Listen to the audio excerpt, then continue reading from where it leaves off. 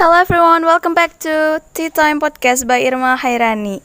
You can listen to this podcast while enjoying your tea or even coffee.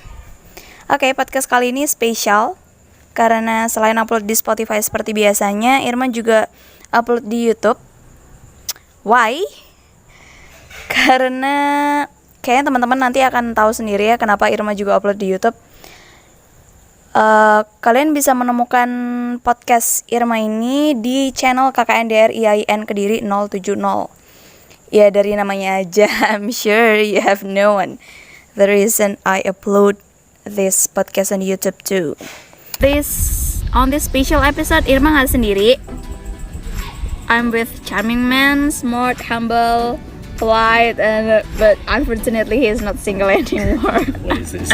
Okay. By the way, welcome, please welcome Mr. Budi. Hey. Hello sir. Hi Irma. How are you by the way? Doing good. So, how are you? Kita jarang ketemu.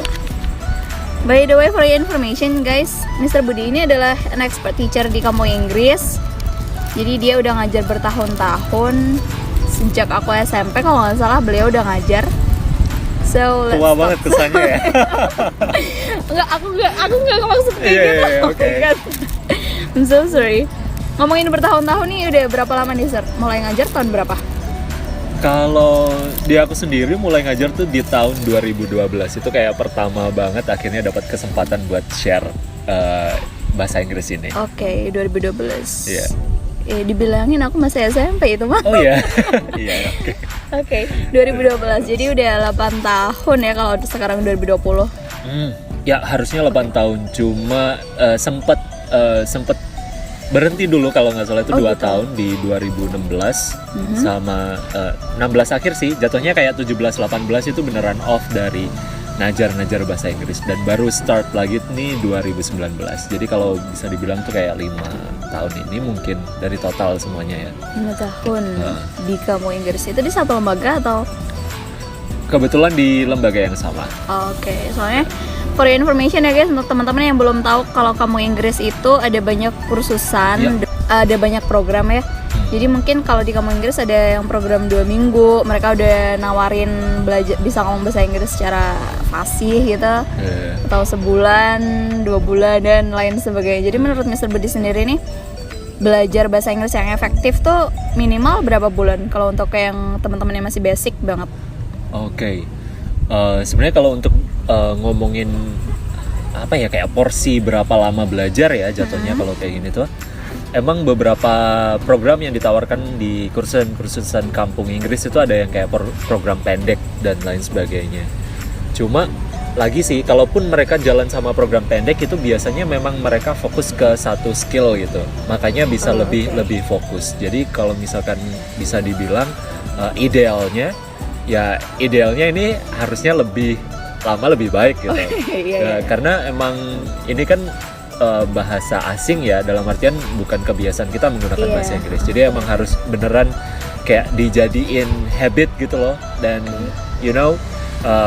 dalam membentuk habit itu kita butuh like 30 days gitu untuk akhirnya membentuk habit itu. Jadi bisa dibilang let's say kalau lu udah ngelewatin 30 hari itu konsisten gitu bakal lebih cakep sih.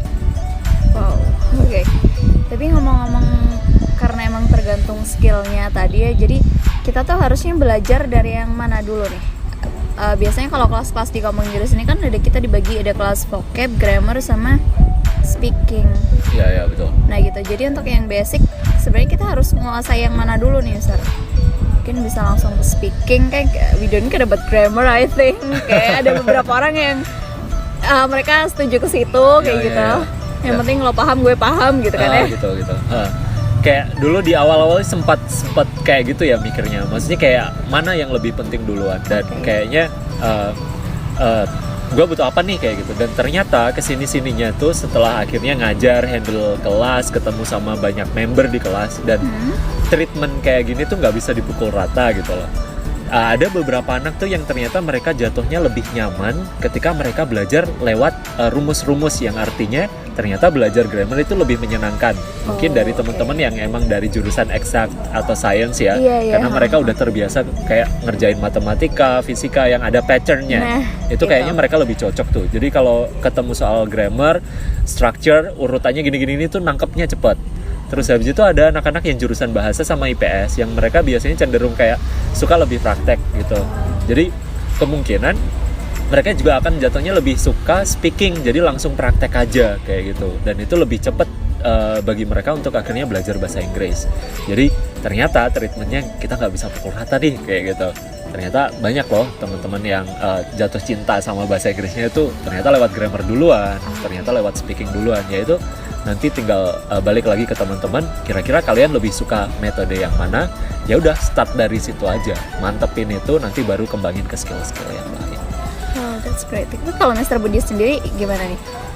Sebenarnya prefer ke grammar dulu atau speaking dulu? Kalau aku sebenarnya jurusannya harusnya kayak IPA itu suka kayak gitu ya. Tapi ini kenapa ternyata harusnya sih?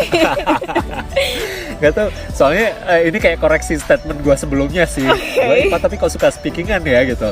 Jadi kalau di aku sendiri karena emang suka itu interaksi sama orang, ketemu sama orang, ngobrol kayak gitu. Itu seneng banget ada momen-momen kayak gitu. Dan ternyata enak belajar bahasa Inggrisnya itu emang duluan lebih ke speaking, itu trigger yang paling enak sih. Meskipun kalau misalkan mau belajar grammar itu pasti belajar grammar for speaking. Jadi yang simple grammar aja, yang penting buat ngecakepin speakingnya gitu loh. Tapi nggak yang detail gitu kayak gila nih puyeng gue.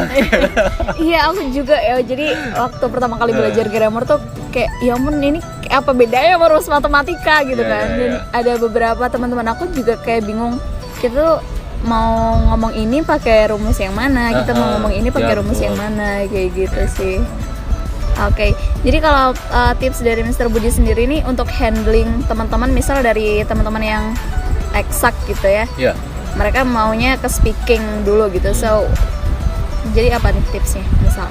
Oke, kalau mereka memang pengen ambil speaking dulu ya, yang pasti mereka harus ada tuh adalah lebih nge-challenge diri mereka sih, yang akhirnya lo harus nyadar nih kalau ambil speaking berarti lo bakal banyakin interaksi sama orang, yang artinya praktek gitu itu penting banget. Dan dari praktek itu sendiri kan ada beberapa syarat ya, let's say harus lebih confidence untuk ngomong sama orang, terus habis itu coba pakai pelajarannya udah didapat gitu dibawa ke speaking sama teman-teman. Dan yang paling penting adalah open minded sih kalau emang dia mau belajar lewat speaking.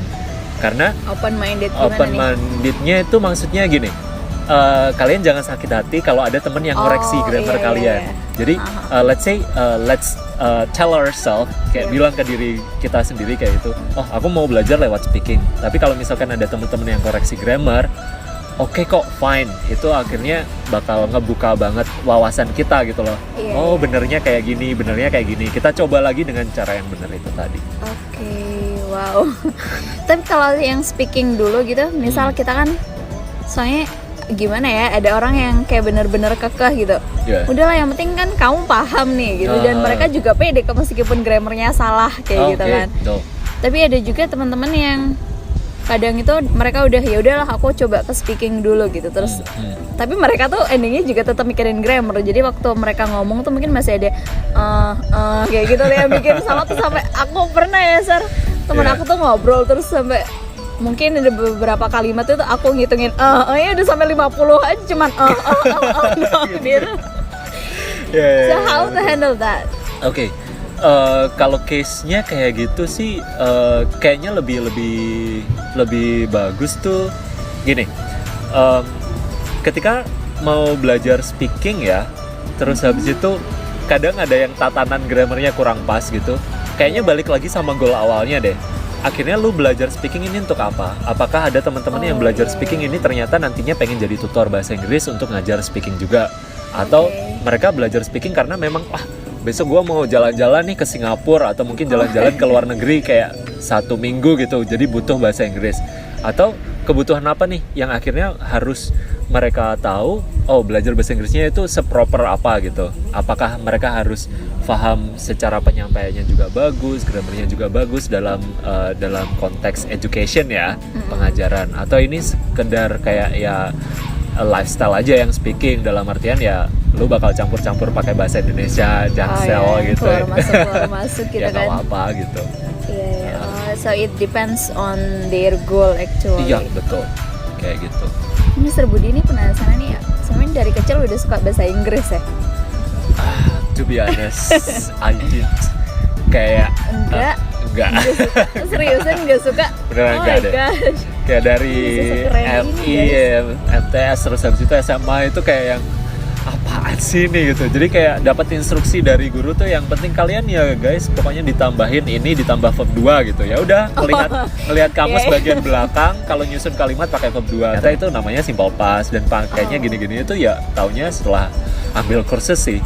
Mungkin karena waktu sekolah dulu ke distract sama pelajaran-pelajaran lain ya.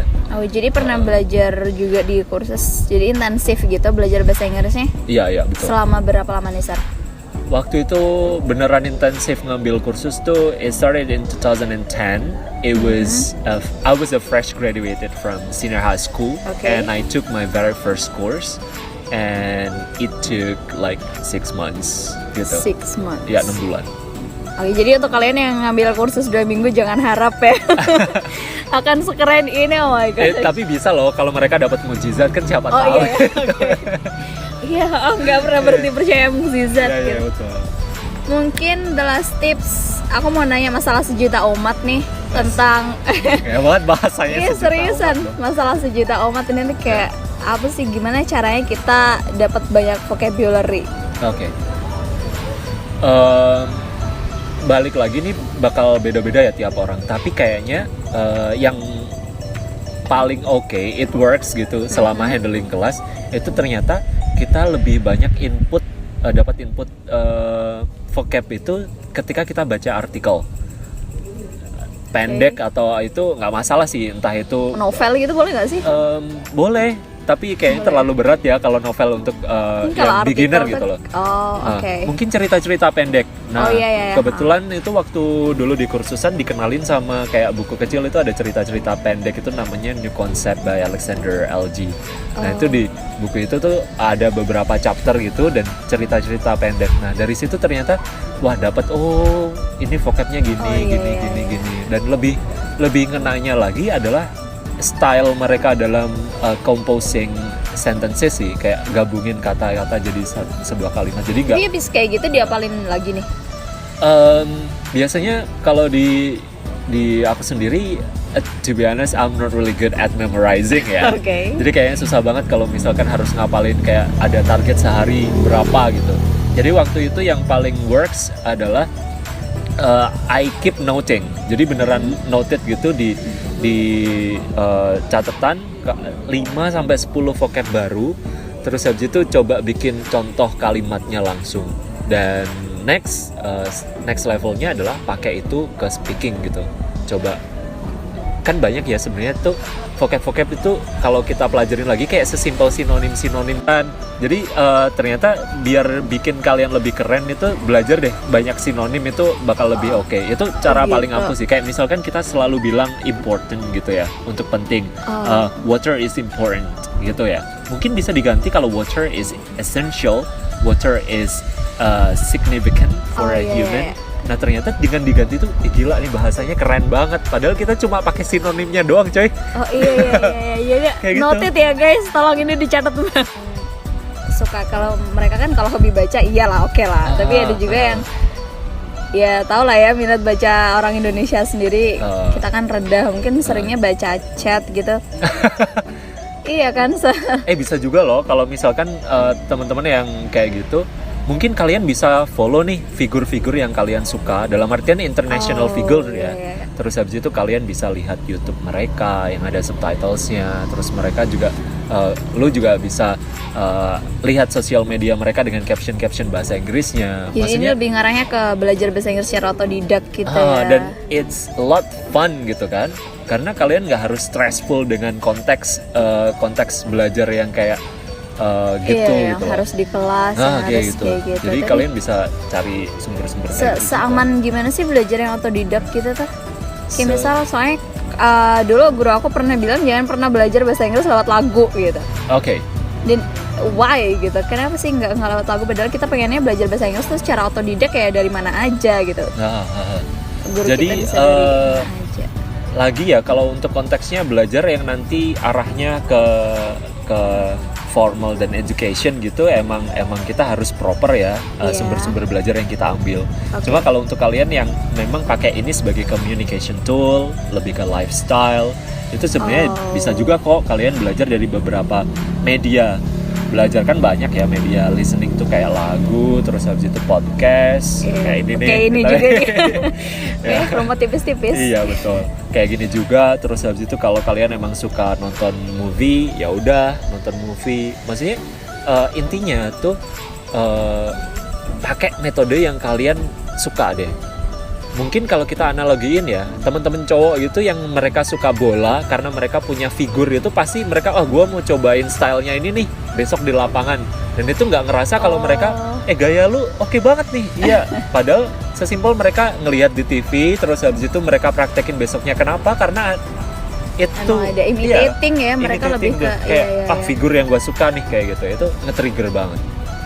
Wow, aku nggak kepikiran sejauh itu sih. Makanya ada shadowing. Iya betul Oh iya, nggak ya? shadowingnya di speaking iya, English itu gitu tuh. ya. Iya, aku baru sebenarnya juga tren juga sih akhir-akhir ini gara-gara Iya, pandemi kan. iya, betul. Kayak banyak artis luar negeri yang duet nih kayak gitu juga. I see. Yeah, that's it. Aku juga pernah lihat foto video Mr. Budi juga nih, duet Iya. nih. Akhirnya ya Allah, gue bikin TikTok dong. I just made my TikTok and I did duet and it was so fun. I mean, I started with my first video and coming to the second and third and fourth. Jadi ketagihan kan. Yeah. And it was just like, it's also another way to learn more about English. And I got some members, some students. I'm very grateful that they got inspired from this. Wah, keren tuh sir gitu. Jadi mereka ada kayak trigger. Wah, gue mau cobain nih kayak Mr. Budi gitu. Terus habis itu bahasa Inggrisnya dicakep-cakepin dong, karena kan duetnya sama orang luar. Iya. Nah, itu kan jadi ada motivasi lebih gitu. Oke, That was that's great. Oke. By the way, ini mau ngulik lagi nih ke pertanyaan yang paling penting. Sebenarnya kita udah ngobrol ngalor ngidul, udah ngobrol kemana-mana, tapi kita belum nanya nih, seberapa penting sih Sir bahasa Inggris menurut Mr. Budi nih? Oke. Seberapa penting ya? Sama itu, misal teman-teman, kenapa sih harus belajar bahasa Inggris gitu? Sekalian dijawab boleh? Oke. Oke. Akhirnya nyambung ya, seberapa penting sama kenapa kalian harus Oke, belajar bahasa yep. Inggris. Kalau di aku sendiri sih bakal nyaranin guys, sudah saatnya sih kalian ambil kelas bahasa Inggris. Entah itu short program atau mungkin kalian beneran terjun nyemplung ke kursus bahasa Inggris atau bahkan ambil jurusan bahasa Inggris gitu. Itu udah saatnya banget. Soalnya kenapa? Kayak as simple as you're touching your screen on your mobile phone and you find things in English gitu loh. Ya kan, kayak updatean, iklan dan lain sebagainya yang udah pakai bahasa Inggris, yang artinya itu udah deket banget sama kita, sepenting itu gitu. Jadi saking deketnya sama kita itu udah kayak yang wah, ini harusnya udah jadi bahasa kedua kalian gitu setelah bahasa Inggris. Ada bahasa daerah juga ya. Okay. Tapi ya itu penting banget akhirnya. However, kita juga tahu sih kalau kemarin sempet ini ya, kayaknya sempet ngulik-ngulik juga kalau ada menteri juga yang mention kalau bahasa Inggris ini tidak akan pernah menjadi bahasa kedua resmi kita. Oh ya. Kayak gitu. Oh. Dan mungkin Kenapa? juga kenapanya? Karena memang kalau ditarik mundur lagi tuh, ini juga tertera di Sumpah Pemuda ya, kalau bahasa Indonesia adalah bahasa pemersatunya, bahasa tanah air lah dalam artian, karena memang kita berasal dari banyak suku gitu. Yang artinya untuk pemersatunya kita pakai bahasa Indonesia gitu, dan bahasa mereka masing-masing adalah bahasa daerah. Cuma lagi kebutuhan bahasa Inggrisnya itu penting banget. Jadi meskipun ini bukan bahasa kedua resmi kita, itu kayaknya wajib banget buat belajar bahasa Inggris karena is a global needs sih. Kalau kalian kerjain apa-apa itu kayak butuh banget bahasa Inggris. Iya, mau kerja, mau kayak teman-teman yang lagi kuliah juga. Ya, betul. Mereka pasti itu kan Yes, dapat that's apa right. ngerjain TOEFL gitu kan. I see. Kemarin aku juga sempat dapat itu tuh tawaran buat ngerjain, mau nggak ngerjain TOEFL online aku kayak gitu dong. Jadi joki. Iya. Oh my god, aku bingung banget itu. Terima nggak ya, terima nggak ya. Jadi banyak temen yang akhirnya juga tanya-tanya gitu kan, aduh gimana nih ngerjain TOEFL, yang tiba-tiba kaget lu belum ngambil bahasa Inggris tapi udah pengen cari-cari TOEFL, dan ternyata ya, emang disyarati di kerjaan mereka, disyarati di kampus mereka. Kalau mereka mau join program mungkin di kampus, atau mungkin they're going to the next level of education, ambil S2, scholarship, atau anything, they need TOEFL gitu loh. Yang artinya ya itu jadi syarat loh. Jadi syarat sepenting itu bahasa Inggris. Dan kalau kalian bisa bahasa Inggris kan harusnya ini bukan hal yang susah ya, karena syaratnya kalian udah memenuhi nih. Apalagi karena ini bukan bahasa kedua kita, yang artinya para penutur bahasa Inggris dari Indonesia sendiri itu nggak banyak. So bahasa Inggris ini harusnya jadi privilege buat kalian yang udah bisa. Iya, benar-benar. Privilege, karena kalau kalian bisa ngomong bahasa Inggris, kalian nggak banyak saingnya. Terus padahal dibutuhin di banyak sektor, pariwisata, let's say tourism, hotel, restaurant.